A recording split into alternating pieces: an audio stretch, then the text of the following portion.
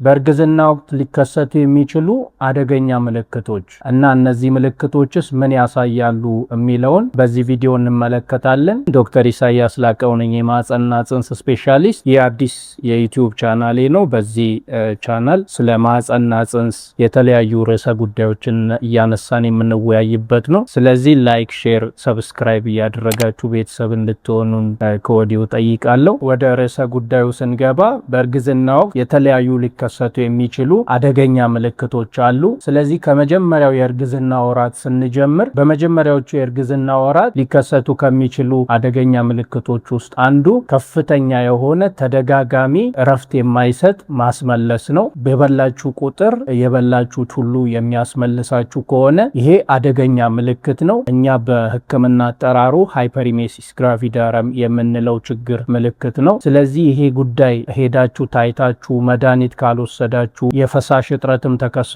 ከሆነ እሱ መተካት ካልቻለ እየከፋ ከሄደ እናትየው ላይ የተለያዩ ንጥረ ነገሮች እጥረት ሊፈጥር ይችላል። ለምሳሌ ቲያሚን የምንለው የቫይታሚን አይነት አለ። ይሄ እጥረት ከተፈጠረ እናትየው ላይ የተለያዩ ከፍተኛ የአእምሮ ጉዳቶች ሊያስከትል የሚችል ነው። ስለዚህ እንደዚህ አይነት ማስመለስ ካለ በፍጥነት ሄዶ መታየት ያስፈልጋል። ሌላኛው ሊከሰት የሚችለው አደገኛ ምልክት ደግሞ ከማህፀን ደም መፍሰስ ነው። ይሄ ከማህፀን ደም መፍሰስ የመጀመሪያዎቹ የእርግዝና ወራትም ሊከሰት ይችላል። የመጨረሻዎቹ የእርግዝና ወራትም ሊከሰት ይችላል። በመካከሉም ሊከሰት ይችላል። ግን ከሚከሰትባቸው ጊዜያት አንጻር የምናስባቸው ምክንያቶችና ሊከሰቱ የሚችሉ ህመሞች የተለያዩ ናቸው። ለምሳሌ መጀመሪያዎቹ ወራት ላይ ከማህፀን ደም መፍሰስ ሲከሰት የምንጠረጥረው ጉዳይ ጽንስ ሊቋረጥ ነው ወይ የሚል ጥርጣሬ ውስጥ ነው የሚከተን። ምክንያቱም ከማህፀን ደም መፍሰስ ሲከሰት አንደኛ ማህፀን ከፍቶ ሊሆን ይችላል። የዛን ጊዜ ጽንሱ እየተቋረጠ ሊሆን ይችላል። ማህፀን ዝግ ሆኖ ደግሞ ደም መፍሰስ ካለ ምናልባት እርግዝናው የመቋረጥ አደጋ ውስጥ እየገባ ነው ሚል ምልክትም ሊሆን ይችላል። ስለዚህ የመጀመሪያዎቹ ወራት ላይ የደም መፍሰስ ካለ በፍጥነት ሄዳችሁ መታየት ያስፈልጋል። ኦልሬዲ ማህፀን ከፍቶ እየተቋረጠ ያለ ጽንስ ከሆነ ያው በመድኃኒት መቋረጡ እንዲቀጥልና ጽንሱ እንዲወጣ ነው የሚደረገው። ማህፀን ዝግ ሆኖ ግን ደም መፍሰስ ካለ የተለያዩ የሚደረጉ ህክምናዎች አሉ፣ ደም መፍሰሱ እንዲቆም የሚረዱ። እነሱን በመስጠት እርግዝናው እስክትወልዱ ድረስ እንዲቀጥል ማድረግ ሊቻል ይችላል። ስለዚህ የደም መፍሰስ የመጀመሪያዎቹ ወራትም ካለ በፍጥነት ሄዳችሁ መታየት አለባችሁ። ለምሳሌ ደግሞ 7 ወር 8 ወር ላይ ደም መፍሰስ ሲኖር የምንጠራጠረው ከእንግዴ ልጅ ጋር የተያያዙ ችግሮች ሊኖሩ ይችላሉ ወይ የሚለውን ነው። አንደኛው የእንግዴ ልጅ በወሊድ ሰዓት ልጁ ከወጣ በኋላ ነው የእንግዴ ልጅ ከማህፀን ግድግዳ መላቀቅ ያለበት። ግን ቀድሞ ምጥም ከመጀመሩ በፊት የልጁ መወለጃ ጊዜም ከመድረሱ በፊት ከማህፀን ግድግዳ የእንግዴ ልጅ ሊላቀቅ ይችላል። በሕክምና አጠራሩ አብራፕሾ ፕላሴንታ የምንለው ነው። ለጽንሱም ለእናትየውም አደጋ ስለሆነ በፍጥነት ሄዳችሁ መታየት አለባችሁ። በተለይ 28 ሳምንት ከሆነ በኋላ አስተኝተን ነው የምናክመው። ሌላኛው ደግሞ የእንግዴ ልጅ የማህፀን በር አካባቢ ተቀምጦ ከሆነ እኛ ፕላሴንታ ፕሬቪያ እንለዋለን። እሱም እንደዚሁ ከማህፀን ደም መፍሰስ እንዲከሰት ሊያደርግ ይችላል። በአልትራሳውንድ አይተን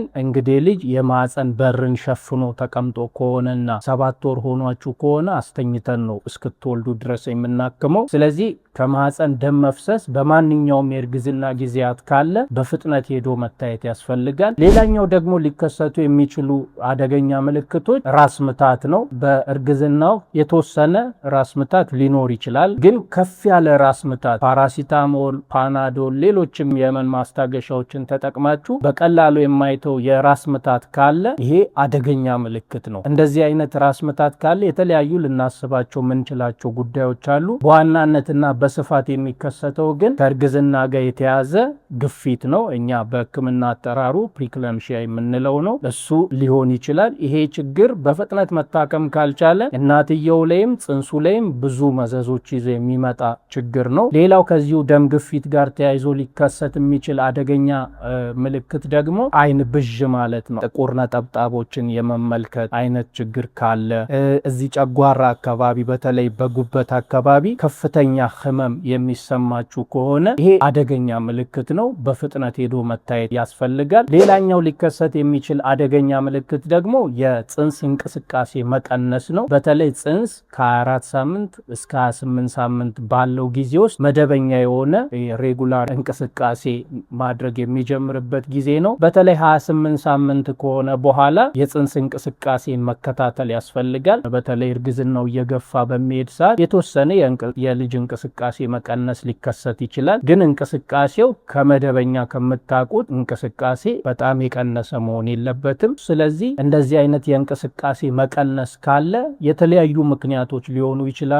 ግን ሄዶ የጽንሱን ጤንነት ማረጋገጥ በጣም አስፈላጊ ነው። ምክንያቱም የጽንስ መታፈል ሊሆን ይችላል፣ የእንሽርቷ በጣም መቀነስ ሊሆን ይችላል ለዛ የሚያጋልጠው። ስለዚህ ሄዳችሁ ቼክ መደረግ ያስፈልጋል። ሌላኛው ደግሞ በከፍተኛ ደረጃ የሰውነት ማበጥ፣ እንደዚህ አይነት ሁኔታም ካለ ይሄም ከእርግዝና ግፊት ጋር የተያያዘ ሊሆን ይችላል። የሰውነት ማበጥ በእርግዝናው ሊከሰት የሚችል ነው። እግር ሊያብጥ ይችላል፣ የተወሰነ ፊት ማበጥ ሊኖር ይችላል። ግን በድንገት የሰውነት ማበጥ ካለ ይህም አደገኛ ምልክት ስለሆነ በፍጥነት ሄዶ መታየት ያስፈልጋል። ሌላኛው ደግሞ አንዳንዴ ሊከሰት የሚችል አደገኛ ምልክት በአንድ በኩል ብቻ የእግር ማበጥ እና በጣም ህመም የሚሰማችሁ በተለይ ባታችሁ አካባቢ ህመም የሚሰማችሁ ስትራመዱ የሚያማችሁ ከሆነ ይሄ ደግሞ በእርግዝናው የመከሰት እድሉ የሚጨምረው የደም መርጋት ምልክት ሊሆን ይችላል። የደም መርጋት ኖሮ ደግሞ ሕክምና ካልተደረገ ይሄ የረጋው ደም በደም ውስጥ ተላልፎ ሄዶ ሳምባ ላይ ሊገባ ይችላል። ይሄ ደግሞ ለእናትየው ህይወት አደጋ ውስጥ ሊከታት ይችላል። ስለዚህ በፍጥነት ሄዳችሁ መታየት ያስፈልጋል። ሌላኛው ደግሞ የእንሽርት ውሃ መፍሰስ ነው እንደ አደገኛ ምልክት የምንቆጥረው። የእንሽርት ውሃ ብዙ ጊዜ ምጥ በሚመጣ ሰዓት ቢፈስ የሚጠበቅ ጉዳይ ነው። ግን ምጥ ሳይኖር ወይ ደግሞ ልጁ መወለድ ካለበት ጊዜ በፊት የእንሽርት ውሃ ሊፈስ ይችላል። ይሄ ደግሞ ምጥ ያለ ጊዜ እንዲመጣ ጽንስ ያለ ጊዜው እንዲወለድ ወይም እኛ ፕሪተርም ዴሊቨሪ የምንለው እንዲከሰት ያደርጋል። ስለዚህ ጽንሱ መወለጃ ጊዜው ከመድረሱ በፊት የሚፈስ የእንሽርት ውሃ እንደ አደገኛ ነው የምንቆጥረው።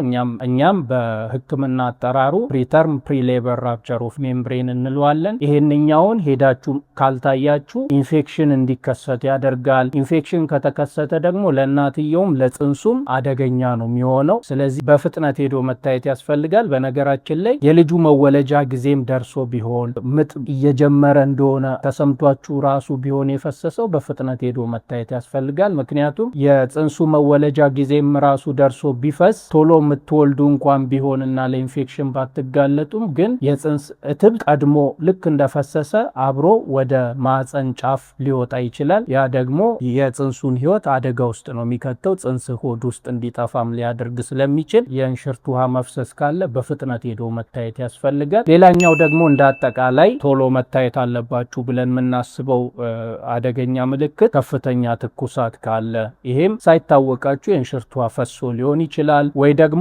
የኩላሊት ኢንፌክሽን ተከስቶ ሊሆን ይችላል። ሁለቱም ሁኔታዎች በፍጥነት ካልታከሙ ለእርግዝናው አደገኛ ነው የሚሆነው። ኩላሊት ኢንፌክሽን ካልታከመ ኩላሊት ላይ ሳምባ ላይ ጉዳት መኖሩ እንደተጠበቀ ሆኖ ምጥ ያለ ጊዜው እንዲመጣም ሊያደርግ ይችላል። በማንኛውም ሁኔታ ውስጥ ትኩሳት ካለ በፍጥነት ሄዶ መታየት ያስፈልጋል። ስለዚህ እነዚህ የተለያዩ ምልክቶች በእርግዝና ወቅት ከተከሰቱ በፍጥነት ሄዳችሁ መታየት ያስፈልጋል። ያን ማድረጋችሁ ለጽንሱም ለእናንተም ለእናትየውም ደህንነት በጣም አስፈላጊ ነው። ከዛ ውጪ ግን ምልክቶቹም ባይኖሩ በሚሰጣችሁ ጊዜያት እየሄዳችሁ ቼክ መደረግ አለበት። እንደዚህ አይነት ደረጃ ከመድረሳቸው በፊት ቀድመን ልናገኛቸው ስለምንችል ማለት ነው። ስለዚህ በዛሬው ዕለት እንድንነጋገር የፈለግኩት ይሄንን ጉዳይ ነው። ብዙ ጊዜ የሚገጥመን ጉዳይ ስለሆነ ነው። ይህ ቪዲዮ ጠቃሚ መረጃ አግኝታችሁበታል ብዬ አስባለሁ። ስለዚህ እንደዚህ አይነት መረጃዎች በየጊዜው እንዲደርሷችሁ ሰብስክራይብ በማድረግ ድጋፋችሁ እንድታሳዩኝ በአክብሮት እጠይቃችኋለሁ። በቀጣይ ደግሞ በሌሎች ጉዳዮች እንነጋገራለን። ሰላማችሁ ይብዛ። አመሰግናለሁ።